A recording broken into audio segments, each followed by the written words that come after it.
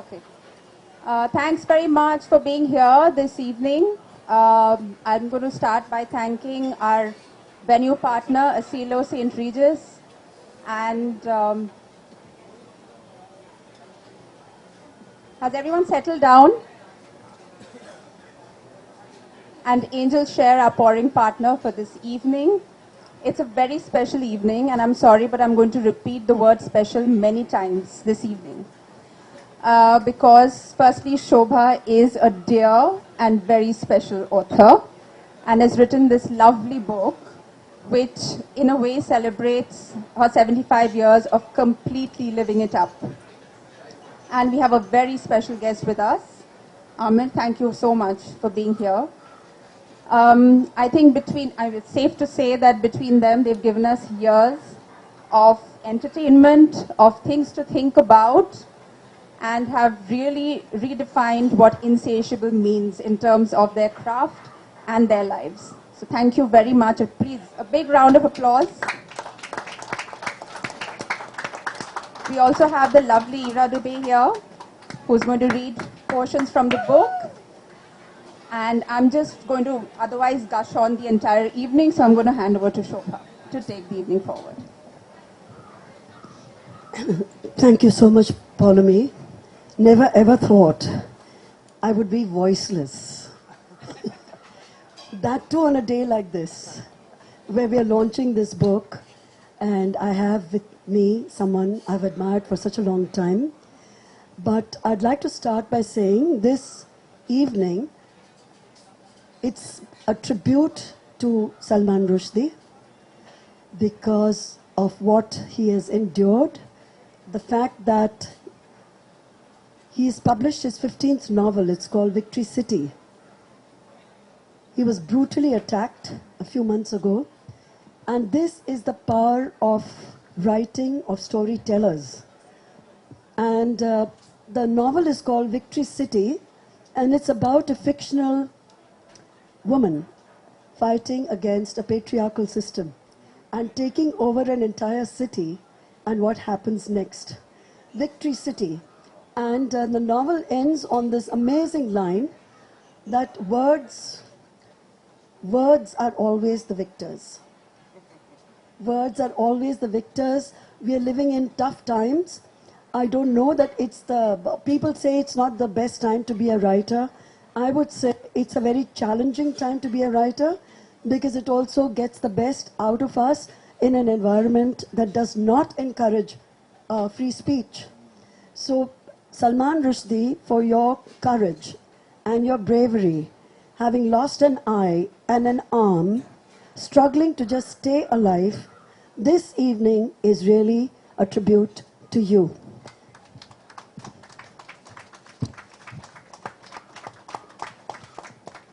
It is said that the currency of storytelling belongs to each one of us, and it cannot be taken away.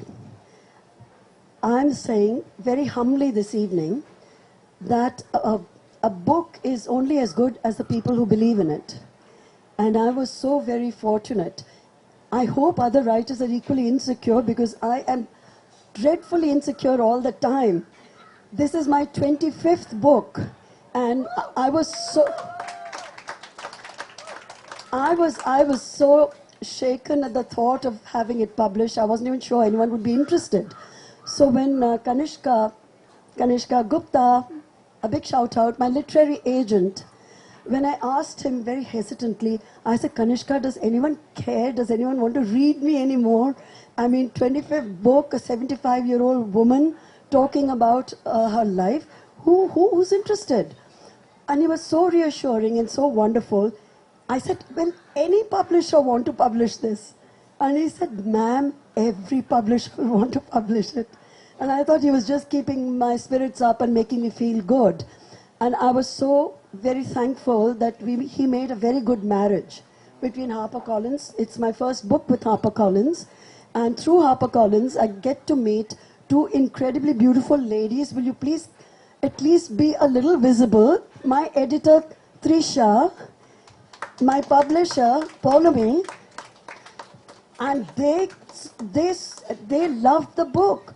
when they loved the book, little bit confidence came back. Ki chalo, kitab mein kuch hoga, otherwise they wouldn't be publishing it, right? I mean, they wouldn't be excited about it. So the whole process pretty much began with on that note, and with their support and their constant reassurance that, believe me, Shobha, I'm telling you, it's going to be it's a great book. I started believing it myself. So that was the best part. But I have to say that having Aamir here, Pauline said she's going to be using the word special many times. But I have to also say, like the title of the book, Aamir is insatiable. Totally insatiable. He's been working since the age of 8. Since you were 8, as a child actor. So been in the movie business for over 30 years. Given us the most incredible, the most memorable films. And he and I share another thing in common. We both love a 4-letter word. It's not what you're thinking. This one starts with an R and it's called risk. He takes risks. I love risks. And with each movie of his, he has taken incredible risks and succeeded in a way that is spectacular and will always but always find a place in the film pantheon forever. So Aamir, I'm really grateful, and you were so unstar-like, which of course I know about you.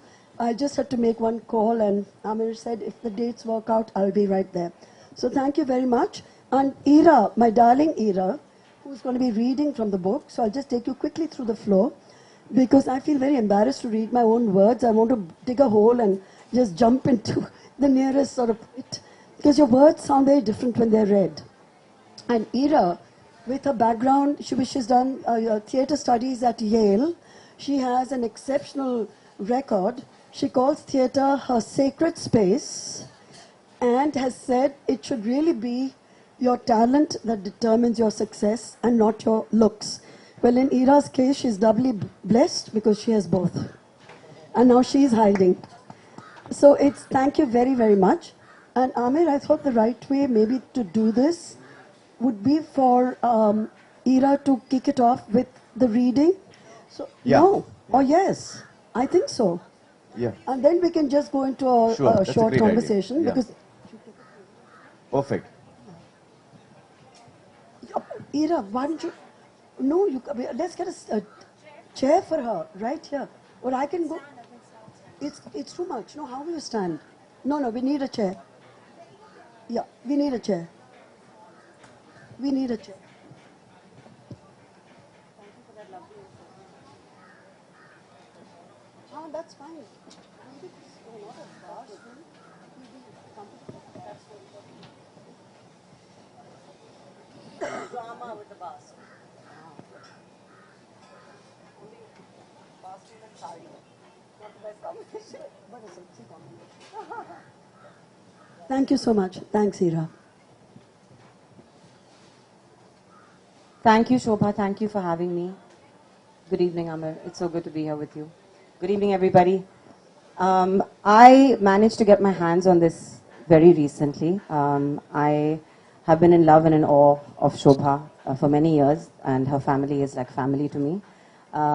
We have been performing a play of hers about the lockdown called Lockdown Liaisons. So when she asked me to do this, it was absolutely a no-brainer. I kept messaging her as I was flipping through the book saying, I'm feeling so emotional and so teary, but I'm also so hungry. I was just constantly hungry. So what I love about this particular book is that, like Shobha herself, who is insatiable, it creates an insatiable appetite for life. And I don't just mean metaphorically, but because it refers to food and your relationship with food, and something that is so important to us here in India. So here goes. We'll keep it short and sweet. Just a flavor of insatiable. An archaeologist is the best husband any woman can have. The older she gets, the more interested he is in her. Agatha Christie. From packing for Shimla like we were embarking on an Arctic expedition needing multiple layering, thermals, coats, scarves, shawls, gloves, woolen socks, Aussie Uggs. It is now all Kanjivaram silks and cotton kaftans, for the pilgrimage to seek darshan of Meenakshi Amma in Madurai on the occasion of our wedding anniversary. Mr. Day's planning is in overdrive as he plots with Siddharth Jain, the most adorable and enthusiastic general manager at the Gateway Hotel, Pasumalai, Madurai. 5 baar shaadi kiya. There's a collective gasp and a great deal of respect for the octogenarian who is bravely marrying for the 5th time. Mr. Day's abominable language skills have prevented him from explaining that this is the 5th time he's renewing his marriage vows with the same woman, me. We treat ourselves to a heavy Andhra meal at a tiffin house. But we face a major problem: language. Mr. Day resorts to mime and asks for titar, urta chiriya, by flapping his hands wildly. No titar. We're offered what the staff calls dove, pigeon. He wants crab and starts crawling and swimming in the air. No crab. Wild boar? I make him stop the dumber than dumb charades before he starts grunting and points to what's written on the menu in Tamil. We get a mound of rice with mutton curry. A katori of hot ghee is poured over the dish. We eat and eat and eat. The renewal of wedding vows has made us ravenously bhuka. For supper, nothing else. When we stagger back to the hotel, we find that sweetheart Siddharth has totally got carried away and laid out a wedding banquet. He's also decorated the suite with yards and yards of Malipu, the divine jasmine of Madurai. Oh God, Sohag Raat at our age. That too using the same bed on which Namo had relaxed a few months earlier. Perish the thought.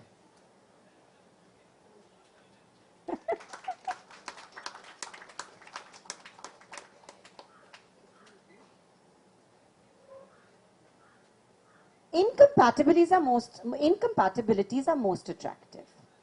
Purity can be deathly dull, tedious and boring. I love hybrid everything. There's so much more richness in people, dogs, cats, food, fashion, dance, movies and music when interesting experiments or accidents create something entirely new and unexpected.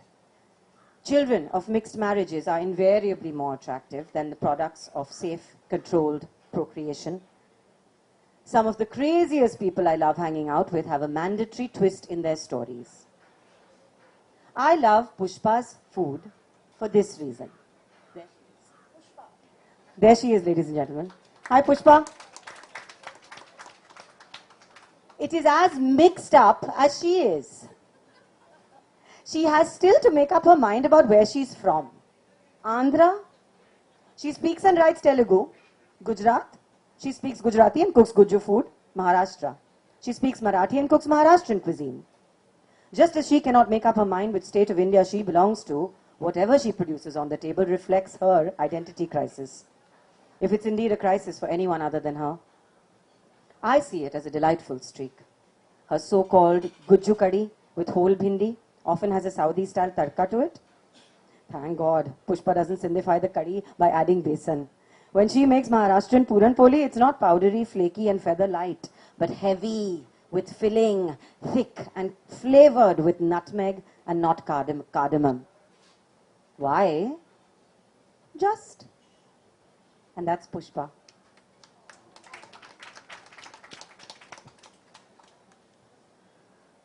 Before anybody, this is totally Shobha, this bit. This is the bit I love the most. Before anybody asks me about Alia Bhatt's pregnancy and Katrina Kaif's birthday in the Maldives, I just left. I'm not Alia's gynac. How the hell would I know? Please note, I'm not being supercilious or snarky, but I am screwed. No matter what topic comes up at social gatherings, I find myself in a spot. Political opinions are the worst. Women stare at men, clam up. What's she talking about? Why is she bringing politics into everything? Because, you dummies, politics is everything. There is no such thing as being apolitical. Every act of ours, personal and professional, is deeply political. Where we live, who we marry, what we eat or don't eat, what we drink or don't drink, what we wear, whom we make friends with, whom we shun, where we worship, what we hold sacred. There are 3 topics women are expected to avoid discussing: sex, politics, humor. Even today, I ask myself, what sort of a writer am I? Which category do I fall into? And in any case, what is it that we writers really do? We start with one word, then add one more and one more till a sentence emerges, followed by more sentences, paragraphs, chapters. We spend our lives piling on words. Why make such a big deal out of it? Do our words save lives? No. Possibly, they save us.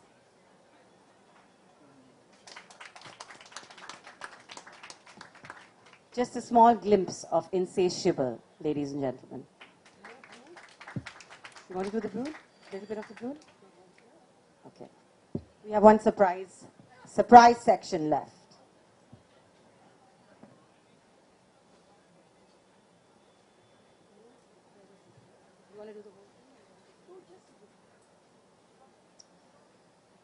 Before I got married, I had 6 theories about bringing up children. Now, I have 6 children and no theories. John Wilmot, Earl of Rochester. February is such an annoyingly iffy month. It says nothing. It promises nothing. I love January in a childish, narcissistic way. January signals new beginnings. I sing, "Hey, it's my birthday month," to myself, and I feel energized. Stop behaving like an ever-ready battery commercial mother. Calm down, we can't handle it. You're too extra and charged up, the brood frequently reminds me. I start feeling diminished and go fucked. Meet the brood. Our secret society of 5. We have our own lingo, codes, abbreviations, nicknames, barbs, insults, put-downs, compliments, prejudices, hang-ups, partialities, slang, and signals. The brood, here they all are, comprises Aditya, Eri, Paddu, Avantika, Avant, Arundhati, Aru85, Anandita, Anna Banana, and me, Motherji. Aditya, after graduating from Boston College, plunged into business. As a 4th generation entrepreneur, he followed his passion for luxury, leisure, and lifestyle by launching India's first membership-only nightclub. Avantika, mother of 3, has been in the media and fashion world for 17 years. Arundhati calls herself a jewelry genie, which is such an evocative and apt description for what she does so brilliantly. My youngest child, Anandita, the Piscean, is a surprise package. She has hidden depths which emerge at the most unexpected moments, catching us all off guard. The brood functions as a collective. Its tumultuous, fraught equation, given how opinionated and outspoken all of us are, we are one another's gurus, therapists, counselors, sounding boards, antidepressants, and occasionally double up as cans of Red Bull. The things we say, the things we think and shamelessly share. Are we really so low down and lethal? Next question. The brood is my strongest support system, my comfiest comfort zone, my personal comedy club, my hot chocolate on a cold night. What can I say? We are in sync and we are at loggerheads. We fight, sulk, snarl, insult, hurt, make up, exit the group, beg to get back on it, miss the non-stop banter when traveling, get mental in places where there's no Wi-Fi. And speaking for myself, it's the only chat group that gives me withdrawal symptoms on long international flights. I'm hopelessly hooked. There, I said it.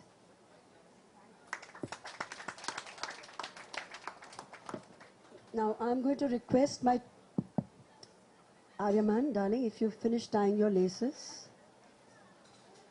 I need the little ones, my little grandchildren, to just come up and give a token of appreciation to Aamir and to Ira, please. Where are the babies? Ahilya? Come, darling. Adiraj, thank you. Aryaman. Where is Aisha? Come, darling.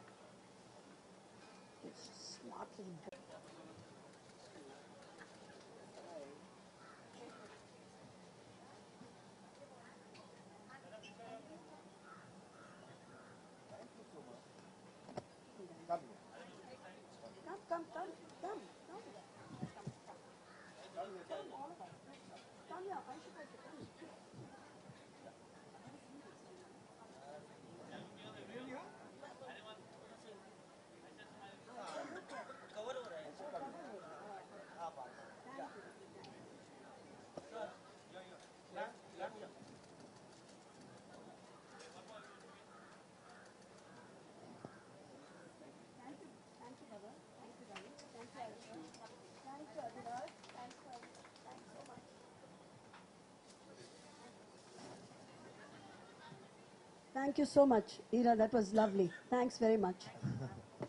So now we get to the conversation. Well, Shobha, first of all, I'm so happy to be here. It's such a lovely evening, and what a view this is, yes. Absolutely stunning. So I'm so glad I'm here, and uh, very good evening to everyone here. Shobha, you've written so many books. You're a writer who's so prolific. What is it that really made you write this book, Insatiable? What is it what wanted to come out when you started this? Aamir, actually, it was a state of absolute panic. It was a run up to my 75th birthday. And I felt it was important to mark it in some way, but not in the conventional way and not going back into I was born here and I did, because I had done memoirs to mark my 50th, 60th, 70th. 75th, I don't think, after that we all take it 1 year at a time, right? So 75 is already a good number to mark. And the structure of the book came about differently because I didn't, like I said, I didn't want it to be a conventional biography or a memoir. I thought of doing it as like 12 months, 365 days, 283 pages, and 75 years compressed in the book. And that's how it worked out month by month. It was written almost like a stream of consciousness, like cathartic, like in real time. And each month, whatever I was experiencing, but at the center of it all, because you always need something to hold a book or a narrative together. So I thought deeply about why it should be food and no other element. Food because it connects family, uh, friendship, and food is something we undermine, we take for granted. And at the same time, if you think about it, food, we spend so much of our time thinking about it and eating it and enjoying it. And it is one of life's great pleasures. So it's really, there was food for thought as well. But I didn't want it to be one of those giving gyan type of books. You know, I'm 75, I have all the answers. Because you actually realize at 75, you don't have any answers. You start looking for answers and saying, what the hell have I been doing all these years? Sort of bumbling along and imagining I knew what I was doing. So it is time for introspection. There's time for acknowledging failure. There's time to be vulnerable. There's time to say, I'm tired of being this other person, which is a construct. And I've been writing without a gap, without a stop.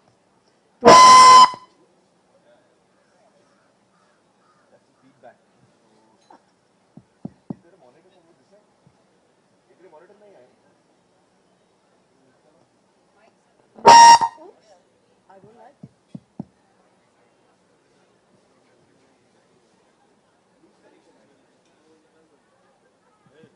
Hello, check.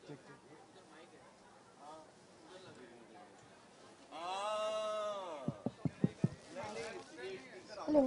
ये क्यों लगा है hello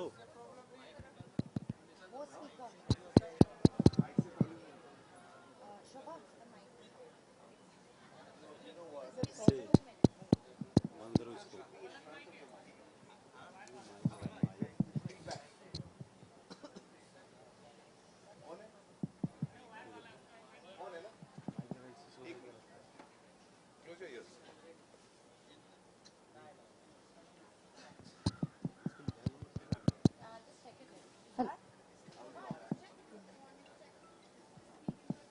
Hello, hello. Can you hear me? You can. Okay. Hello, madam. Come and sit. You missed your daughter's reading, but come and sit. But she did tell me she'd be a little late. Sit with mother.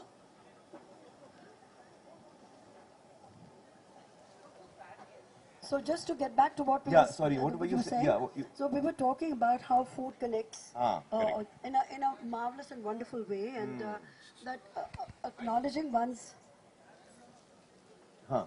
one's vulnerabilities is not such a bad thing at 75. If not now, then when?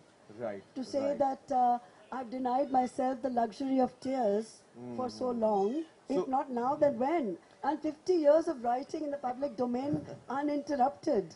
Now I'm sick of all of that. I just want to be doing what I'm doing, writing what I'm writing, saying what I'm saying, and I'll run with whatever comes. So can we expect more? Can we expect a more, dare I say it, bolder Shobha now that she's opened up? Bolder. I mean, I don't know that anyone's ready for bolder, but I had enough of. Because I don't think you ever held back. Well, And that's your amazing quality. The fact no, that you're I held upfront. back the about fact, myself. right, difference. right. That's a big difference. Yeah. So, So that that was that's, a big challenge. So we're going to see parts of you and sides of you which we haven't seen before in this Well, book. Perhaps. certainly in this book, and there's a lot of family in this book, and I'm really reassured to know they're still talking to me, all of them. So that was my big concern, because you know how it is, and especially when you're talking about children, and they all get competitive, and they all start counting each line and saying, "Oh, she's got much more than I have," and you focus on The other him one. much more than me, Right. and you've forgotten all that I've done. Right. Each time we're in the car, I become your DJ, I play your favorite tunes. None of that gets mentioned in the book. So yes, I've dealt with a lot of stuff, still dealing with it, but I really did take a huge chance, and well, I'm glad I did. And so far, they haven't, like I said, they're still talking to me and showing me a lot of love, so it can't be that bad. But it is a very delicate balancing act, I mean, as you can imagine. Yes. When you're Especially when you're discussing- writing about personal stuff. Yeah, when You have to be very yeah. sensitive. I'm writing about your own family. It is extremely, extremely difficult to do that. And I'd done it many years ago, but it was a bit of a cheat at that time. The children were much younger, and I was counting on them not reading the book at all because they were too young to read, and probably they didn't. And it was letters to my children, which were, I still, they were sentimental letters, but also truthful letters with, but you know, being upfront about your own life is never easy, as I'm sure all actors know, because they're always playing a part. But when they're asked to be completely themselves, they wonder, who am I?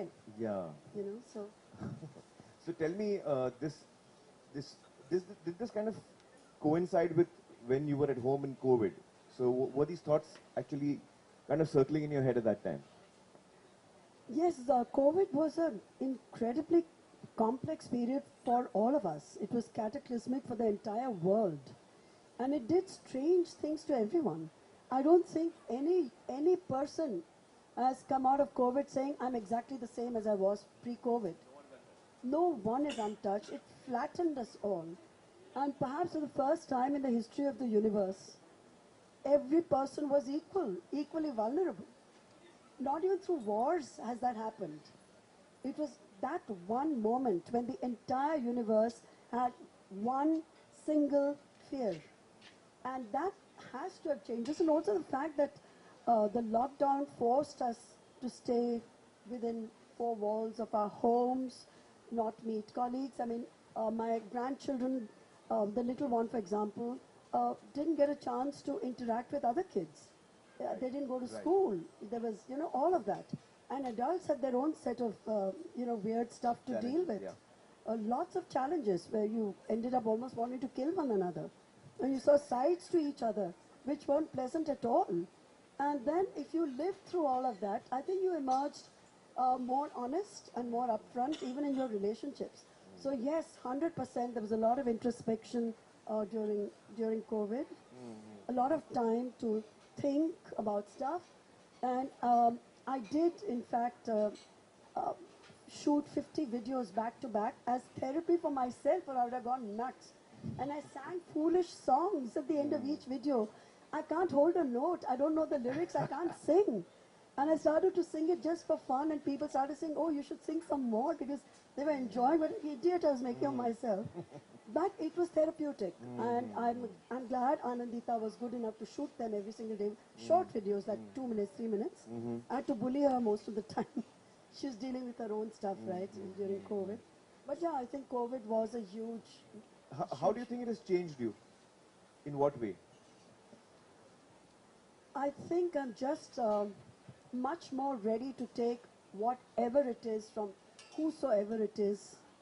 I feel I have I'm naked. I have nothing to lose. I feel I have shown my true colors to all those in my family and those I love. And if they still respond to me and feel positively towards me, then I must have done something right, I guess. But I think just being yourself, it freed me That's so nice. incredibly. It just freed me. I mean, it's gave me the kind of courage to own up to so many things which in the past would have been very hard to do it, at least publicly. Right. So this is in that sense a very important book for you because it's about people who are close to you and that's really important to you. That is the only single most important truth to me in my life, as it is, I'm sure, for a lot of people. Yeah. There's nothing beyond that can be bigger or greater. Yeah. So, Actually, I acceptance went from through a that, yeah. similar realization during COVID. Yeah. Yeah. Tell us. Well, I kind of felt that COVID made you realize how vulnerable not just you are, but the people around you are. And you get scared for people who you're close to, who you love. And I think it was in that frame of mind that I started really thinking about the people who are close to me. And then I realized that for my entire adult life, from the age I was 18, I began working as an assistant director.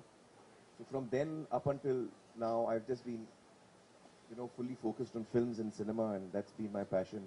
It's scales, it's expression, it's presentation. 20 minutes and I'm saying, when are we going to eat? So, yeah, I think the Bengalis have taken food and the appreciation of food to new and wonderful levels, and I hand it to them for sure. And Lucknowi cuisine, of course, which is again extremely rich and wonderful. You had some of that nuanced. at my house, I think my That's mom. absolutely right. It's in the book, Aamir. Oh, it is. Oh, okay. Yeah, Oh, when you read. okay. So actually, Ira had asked me and Anandita had suggested we must read the Aamir part. Oh, No, that time you didn't know he hadn't read the book. yeah. Well, tell me, is there a pattern to your writing? For example, now this is non-fiction. Yeah. So I would imagine that you have a clear thought of what has transpired, and you're writing about what has happened. But when you're writing fiction, then like, do you sit every day from a particular time to a particular time? Like, do you write every day, or do you take off for a month and write? And how do you work? What is the manner in which you work? Aamir, I'm writing even when I'm not writing, if you know what I mean. Ah, I'm never not writing. I'm writing even in my sleep. When it's I'm going on in eating, your head, huh? It's non-stop. I mean, till I feel like ideas and characters are exploding out of my head and I have to sort of wind down somehow. So I do write every single day of my life for... Every day. Yeah. And between That's 1,000 to amazing. 2,000 words That- every single day. That's amazing. Yeah, it's a discipline. It's like a singer saying, I will not do riyaz because I'm not performing. Correct. The more you write, the more muscular your prose becomes, and it's a discipline. So for fiction, the character has to come up to me and say, write about me. Yeah. That unless I hear that voice and I see the character, I don't start a book of fiction. I need to know that person in some kind of strange way. There has to be a connect. It could be someone I've seen at an airport who has intrigued me, Right. but I don't know anything about that person's life. But it But provoked thoughts in it's you. provoked a whole character, and the backstory all follows. And like they said in the paying tribute to Salman Rushdie, that storytelling is really the currency all of us have, That's true. and we should never let go of that. That's true. And every single person in this room has a story to tell too, if they choose to tell it. Sure. And I'm paid to tell it. That's the only difference. You know, I had met a writer. One of my favorite writers is an American writer called Harry Cruz. He's not. I don't know whether how many people know about him, but I've been a big fan. So I wrote to him and I went to meet him and I asked him the same question. I said, you know, how do you write? What is your? So he said, I wake up every day at 3 o'clock in the morning and I write from 4 to 8. And then at 8 I stop writing. And every day I write from 4 to 8, and through the day, even if I get ideas, I jot them down just to remember, but I don't write.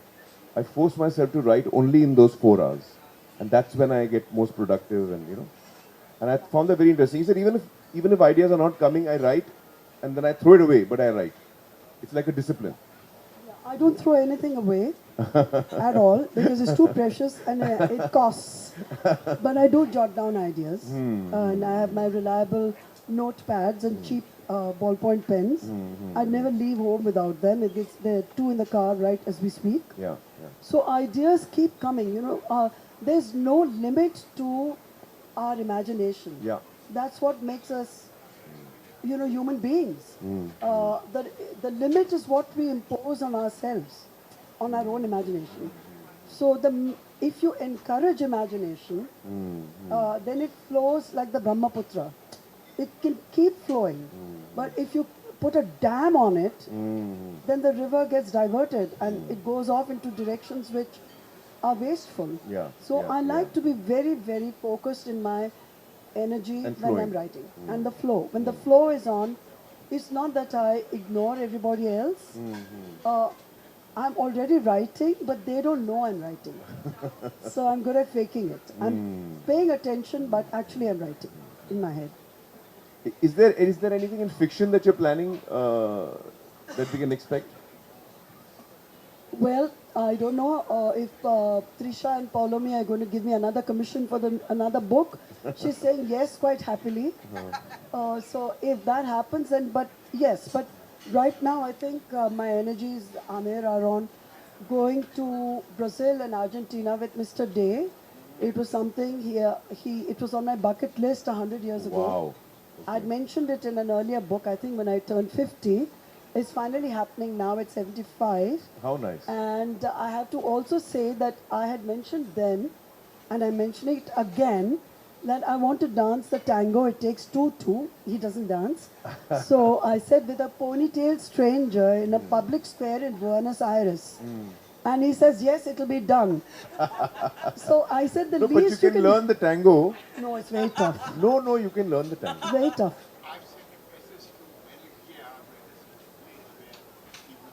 Yes, he's also lessons have been booked. Lessons have been booked, but my requirement was very modest and very realistic. I said, please get Javier Bardem or Antonio Banderas at the very least, waiting in the public square, and then we are on. So I think we have exhausted. You must be exhausted. No, I'm fine. Anybody has any questions for Shobha? 5 questions, and then, ladies, we have a surprise. First memory of Aamir as well. But let me add to that. Yes. But when I did finally meet her, I found her really warm and very intelligent, very sharp, and someone who I really enjoyed having a conversation with. I think the few times that we've met, I've really connected. Yeah. Do we have any more questions?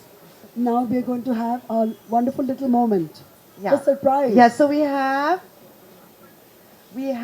a wonderful cake from Rashmi Uday Singh. Oh. And the folks at St. Regis have just killed it. You must look at it. Rev, could you please So bring out deeply the... touched. Rev is a magician at Asilo, by the way. You've got to look at it because it's amazing.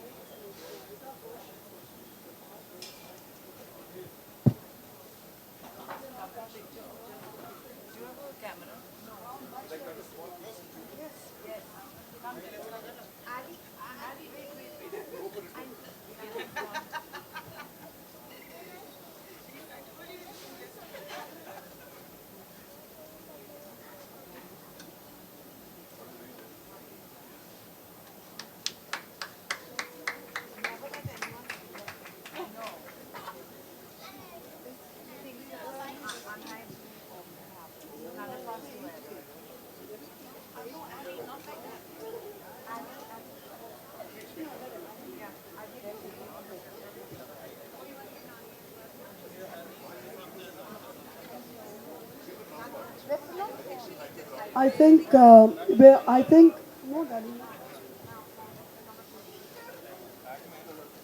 Guys, I've got Now the bar is open and snacks are happening. So please stay on and let's have a lovely evening together.